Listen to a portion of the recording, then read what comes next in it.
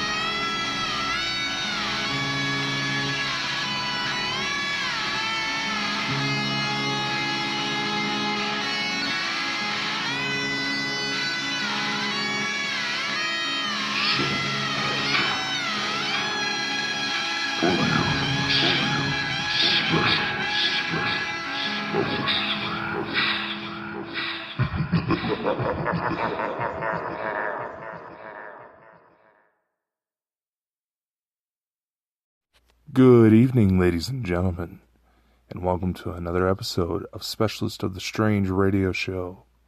I am your host, Dakota Frandsen. And tonight, we have some interesting matters to discuss. First off, those of you who follow Strange But True Stories, you may have heard that the man known as the Hunter, someone who seems to possess eerily similar characteristics to myself, but has at least 20 more years of experience involving the supernatural. He has finally come forward and has offered to tell his side of events. You're probably thinking that I might make this show all about that, but that is not the case. If you are a subscriber to my YouTube channel, you will find that a YouTube premiere is set up for tomorrow at 3 p.m. Mountain Time for a new video blog. The video will go live. You will be able to chat with me live during the video to ask any questions you might have, or try to make any root injections like most trolls think they are worthy of, or like most trolls try to think that they affect people with. Doesn't matter. I will discuss the Hunter situation tomorrow, as well as provide a sneak preview at the project I am working on. So do stay tuned for that. But tonight, I want to discuss supernatural sickness. Things that may affect those who possess supernatural abilities. What do I mean by this? Stay tuned and find out. You won't want to miss this. Tonight's episode was inspired by a viewer just like you, who wrote to me asking why are seemingly natural-born abilities seem to go away after she had to take heavy medications for her condition. I will not discuss the full details of her case, but it brings up a few points that a lot of people seem to do not understand when it comes to dealing with paranormal powers. Yes, my friends, superpowers are real. And tonight, we are going to discuss a few things about them.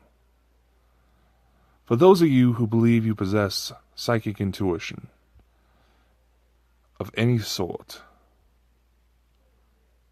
and you would like to discuss your experiences, please feel free to do so in the comments below. Send me a message through my website, or through my Facebook, Snapchat, Twitter, Instagram pages. I'll be more than happy to assist in any way that I can. So let's get down to this. Hey everyone, Dakota Frandsen here, Specialist of the Strange. I just wanted to come with you real quick about potentially doing your own podcast. Have you ever wanted to start your own podcast? Maybe you got a lot of questions like, how do I record? How do I get my show into all these apps that are out there? How can I make money? There are probably several thousand other questions about getting this show off the ground that you have been formulating and communicating in your mind. And I'm here to tell you that there is a very simple answer to this. Anchor. Anchor is a one-stop shop for recording, hosting, distributing your show. And best of all, it is 100% free. Get all the perks from the other guys without having to pay for subscription fees. And best of all, it is easy. And in fact, Anchor can match you up with sponsors who want to advertise on your podcast right now, which means you can get paid doing what you love. Isn't that the fucking dream, my friends? In fact, that's actually what I'm trying to do right now by reading this ad for you. It is amazing. It helps ease the process for guests, putting on music, whatever you want to do. So if you want to start your podcast, make some money doing it, go to anchor.fm/start to join me and several other fabulous people already using Anchor. That's Anchor FM/start. And I cannot wait to hear you on the air. Clairvoyance, clairaudience, mediumship, divination, intuition, channeling, telepathy, telekinesis. These are just a small sampling of paranormal abilities. Little do people realize that they are just as rooted within ourselves as they are with the mysterious forces that govern our cosmos.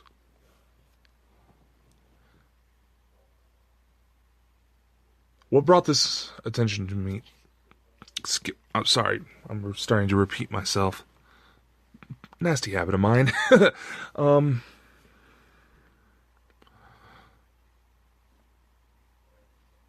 What brings me to this notion for tonight's episode is the misconception that these abilities would not be tampered with, that they are much alike how they are portrayed in the media, ultimate, godlike, and unable to be swayed. That is far from the case. I'm pretty sure I mentioned before that the idea for tonight's episode comes from a lady who contacted me asking why her natural intuitive abilities seemed to be hampered when she had to go on prescription painkillers due to an event that occurred within her life years ago. I'm not going to disclose any further information about that lady, and I do apologize if I ended up repeating myself.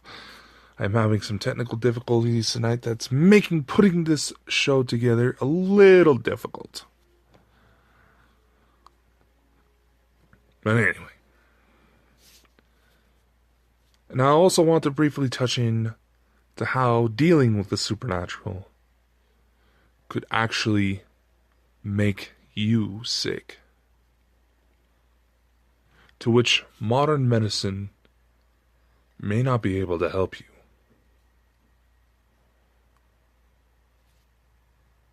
But first, we're going to go in to the abilities themselves and what may alter their effectiveness. Little do people realize, and this is a point I cannot stress enough, the real cases of paranormal abilities occur less than 1%. And even those who fall within that 1% margin are prone to human error, are prone to catching illnesses that may throw off their focus, that may have to take allergy pills that make them a little woozy.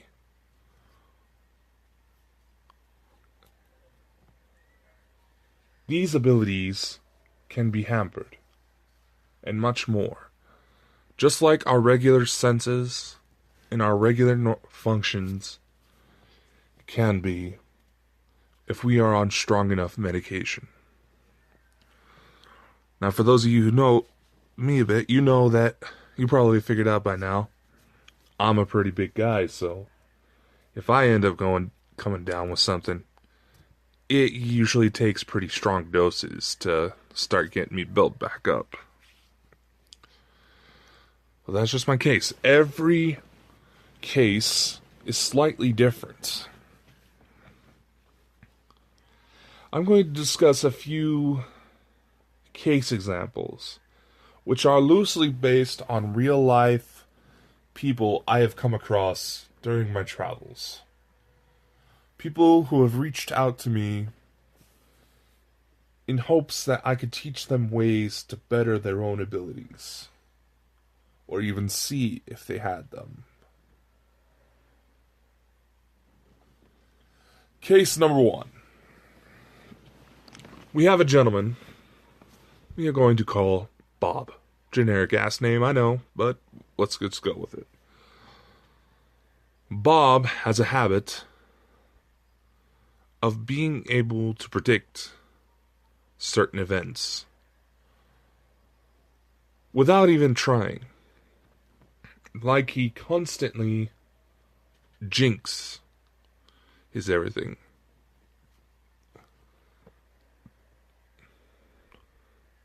To where even some of his friends start to wonder if there's something weird going on with Bob.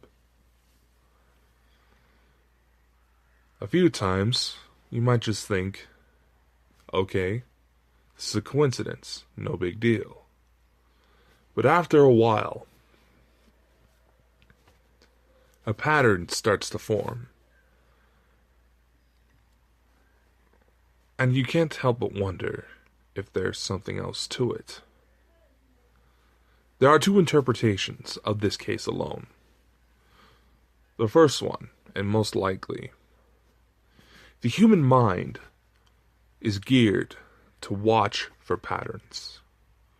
It is a survival mechanism in which if we realize certain things become associated with certain dangers that can kill us, we try to memorize those patterns in order to avoid further problems. That is conclusion A. Conclusion B, however, somehow Bob is able to interpret cosmic vibrations without even realizing it. Somehow he is able to sense something is coming, and has been able to do it for so long it is instinctive to him. This would also be a handy little tip now, wouldn't it? But in case of situation B, where there just may be a legitimate reason behind Bob's jinxing, what can we expect to find? Well, there have been noted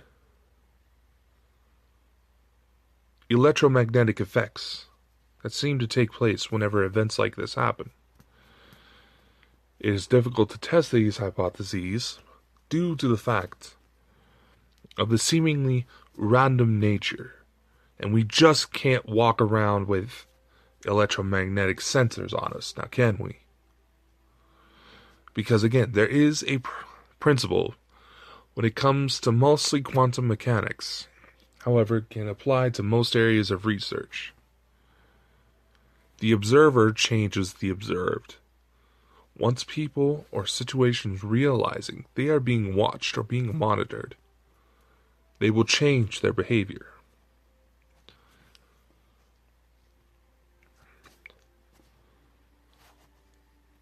Now let's say situation B is in fact the truth. Bob becomes aware of it, starts to try to predict it. So he starts spewing off random events, many of which don't come true.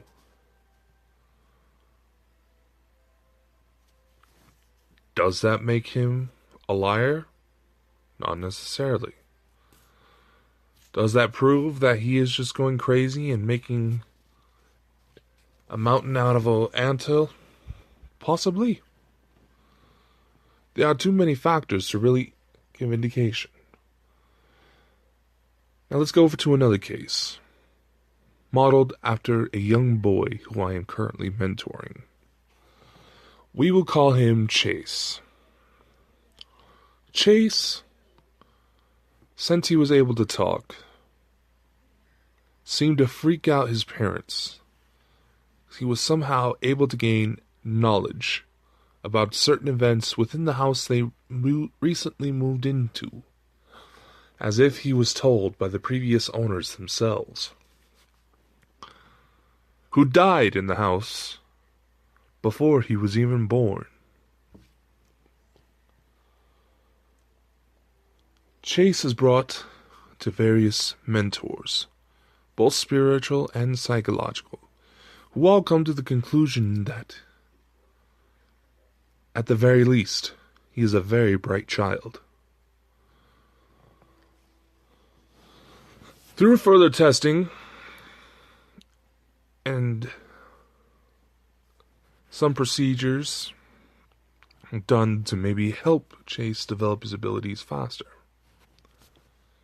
it is discovered he possesses hints of mediumship, clairvoyance, clairaudience, and may be able to utilize telepathy within close relatives. He shows promise. In fact, this young man shows the most potential out of about roughly 200 people I've assisted with these types of cases. Not just paranormal, I'm talking where psychic powers seem to be a factor. No demonic influence is present, none of that. This was the boy's own natural ability. Now let's say, for example, a few years down the road, knock on wood, Chase is involved in a car accident. And he gets banged up pretty good. He survives. But those knocks on the head make it to where he is unable to focus. And the once abilities he had control of, as simple and as gracefully as he had control of his own breath, of the motion in his hands, all of a sudden starts to become fuzzy. He is unable to focus. And let's just say the doctors realize that at most he is okay. There seems to be nothing wrong with him except a few bumps and bruises, and decides to prescribe him painkillers just to help him get by until his wounds healed. And when he decides to take these painkillers, the fuzziness from his abilities becomes nothing but a garbled, silent mess. He can hardly sense his invisible friends anymore.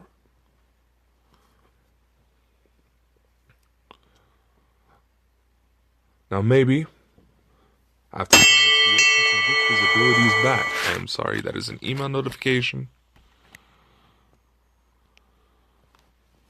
Nothing important.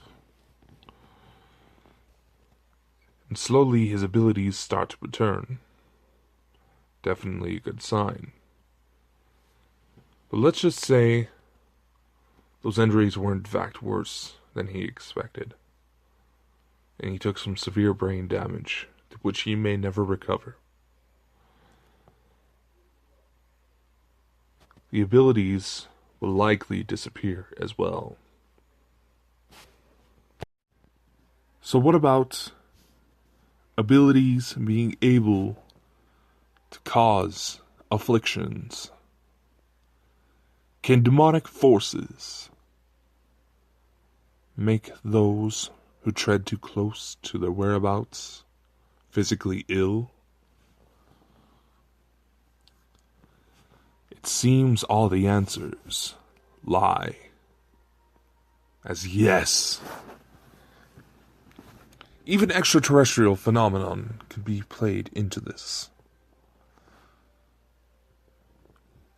As often, those who claim to have encountered alien craft up close seem to succumb to symptoms of radiation poisoning. Often, those dealing with demonic forces, who perhaps are too strong of mind power in order to be possessed, may find themselves following through a series of events that can only be described as misfortune or bad karma. Is it possible demonic forces from outside our dimensional boundaries have enough knowledge of how our world works to be able to sway fortune, luck, in any direction they so desired. It would, according to many theories, those who have spent the most time on this earth and within the foundations of our very cosmos, the ones who seem the most powerful,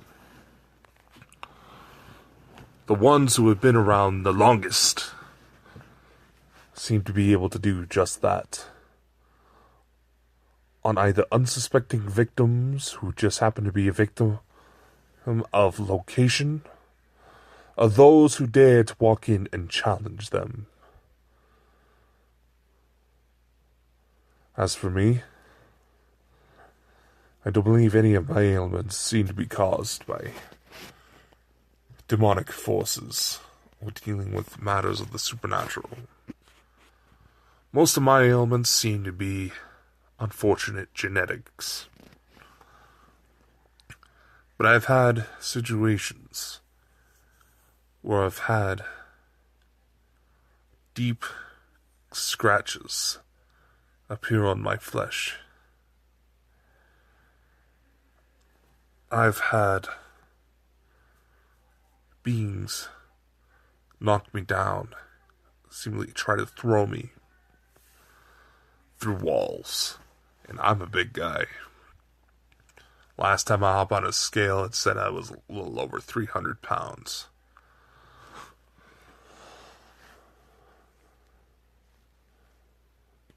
Can dealing with magic or trying to exercise psychic ability potentially harm you? Yes, and yes. If done right,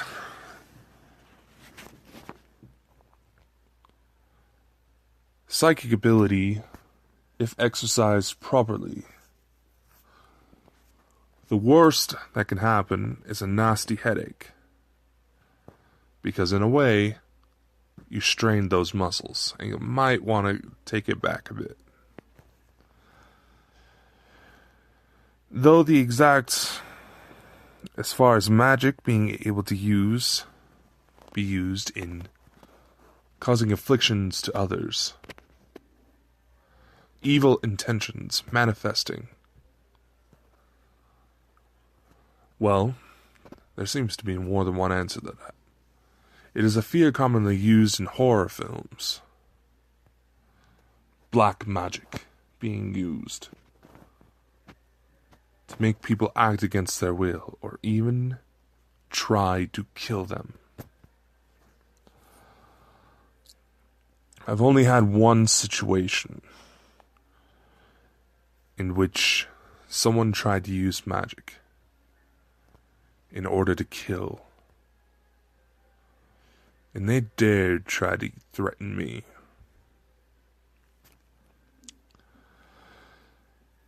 Unfortunately, this also happened to be involving an ex-girlfriend of mine, so boy do I know how to pick 'em. She had believed that a spell she had cast caused someone's own body to seemingly deteriorate on its own. Doctors were not able to find what was wrong with her. After my confrontation, she realized she was putting herself more in danger than the people she was trying to hurt. Seemingly reversed the spell she did, and therefore reversed the person's sickness. It angers me to this day that she even tried this. There's two ways that this can be done. One, the most common way is to take advantage of psychosomatic manifestations, in which going through the motions and making people feel like you had done something to them causes their own body to start deteriorating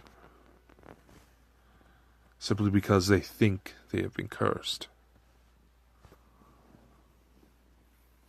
If this is the case, what can be done if it's the person's own mind turning against them? Well, unfortunately,